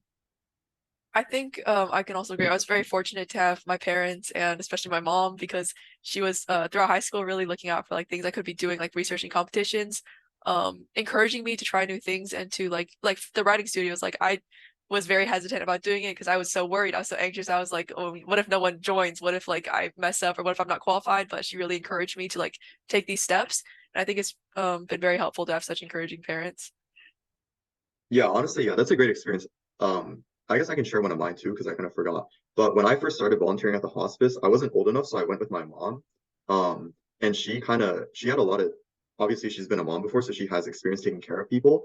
Whereas, I was just like a 15-year-old boy, so I didn't really have experience taking care of people. And so she, watching her take care of the people, asking them, how they felt about their day, wheeling them around the hospital, bringing them outside for fresh air, like feeding them. Watching her do that kind of showed me like what I needed to do in the future. Like, so, right now I'm 18, I can go by myself. But yeah, I was really fortunate. Like my parents were really involved and they also like, not even just in college, but they kind of showed me, like they taught me a lot of life lessons. And going off of that, someone said, what is the biggest lesson you've learned during the application? What would you do differently if you were to apply again? I think for me, the biggest lesson, I don't know. To be honest, like since both of us got in early, I don't think we applied to too many schools, but just the generic advice of like, don't do everything at the last minute. Really think about what you're going to talk about.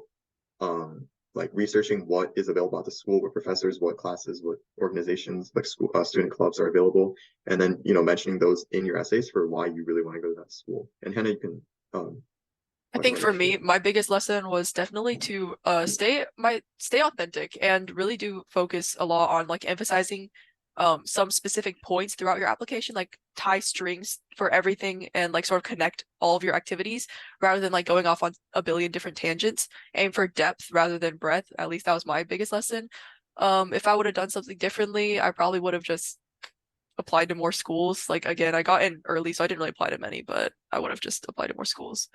What type of music is best for studying? I don't listen to music when I study, but back when I did, I listened to lo-fi. Alan. Yeah. Honestly, it's like it just depends what mood I'm in. I think it's different for everybody. I also listen to lo-fi. I know some people like listening to classical music, but that's not really for me. It just, music that won't distract you, but I guess helps you focus more. If music helps you focus more. What's studying? Oh, Sorry, you go ahead. Okay, so no, someone just asked like, what studying techniques do you recommend? I think I already talked about this. For me, like I just like going to sleep really early and then waking up in the morning and then studying for it because I'll be awake instead of like waking. For someone that woke up at like 8 and they have to take the test at 9, I would wake up at like 6 or 5 and then I'd have like 8 hours because I slept at 9 and then I'd be really awake and I'd also have the information right in my head after studying for 4 hours in the morning. I think this question is asking Alan if he took Calc A, B, or BC. My personal experience with Calc is I took BC and then I took Calculus 3. I don't know about Alan. Yeah, so honestly, for me, I took both. So in my freshman year, I took pre-calculus, honors pre-calculus. I think that was full weighted. And then in sophomore year, I took calculus AB, and then I took BC in junior year, and then now I'm taking linear algebra, multivariable calculus. Oh, I'll answer this one too. Someone said, if you don't mind answering, how many times do you take the SAT? To be honest, I took it 3 times. my score is not that good.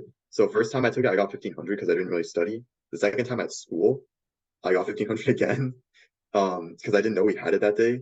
And then the last time I studied a lot, I think for like a week straight, I just like turned off all my devices. I just focused on studying, and then I ended up bringing up my score a lot. Could starting a club that isn't what you plan to major in a good thing? Definitely if you go far for it, just start a club in whatever interests you. Like art, for example, has nothing to do with computer science. But it's something that I think did take me really far. I think the main thing is just to show that you can commit to something and really like push it through. Right. Like we said, it doesn't have to be related. Speech and debate, stuff like like community service clubs, those are all good. They look good on your application. And going off of that, someone said, does it look bad if all activities are academic activities? I think it's not necessarily bad, but you should try to diversify a little bit. Community service is something that's really, really big right now, showing that you're interested in making the world around you a better place, right? So I think both of us, community service was one of our strong suits and something that's definitely really important. What are the greatest awards during high school years that can help you to stand out when you apply to computer science major? I think again for Stanford at least, it's not really major specific, but more so like the greatest awards really vary based on what you're doing. Like maybe computer science like would be USACO or like some like I think it's just like depends on what you're going to do to show that like you've gone far in it and that you've dedicated enough like time and effort. Okay, I think that's all the questions that we got. Oh wait, someone asked one last minute for you. Oh, okay. So for art and CS, that's pretty easy to tie together. So I think I used this connection of that. It's both like a very creative topic, like in both you're sort of creating something. And I think another aspect of my two extracurriculars that I tied together was that both of them I like did something like community wise, like art. I had social media and I like did um National Art Honor Society. Like and then for CS I also founded a club and did some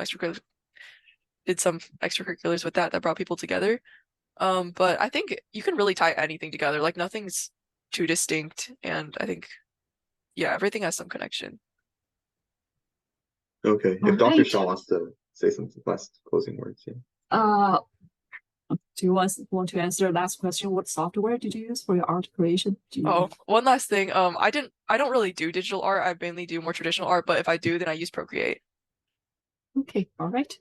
Thank you so much. Thank you, Hannah and Alan. Yeah, we have okay, yeah, you guys have answered like over 100 questions, and it's been like 2 hours, and yeah, we still have over 100 people online. Okay, but thank you so much. We hope to do this again sometime later to help people. Thank you. Yeah, no problem. Also, I do tutoring for Easy Fun Coding, so if any of you need help with APCS or any other CS, make sure to ask for me. But yeah, all right. Thank you, everyone. Thank you, everyone. Thank you. Have a good night. Goodbye.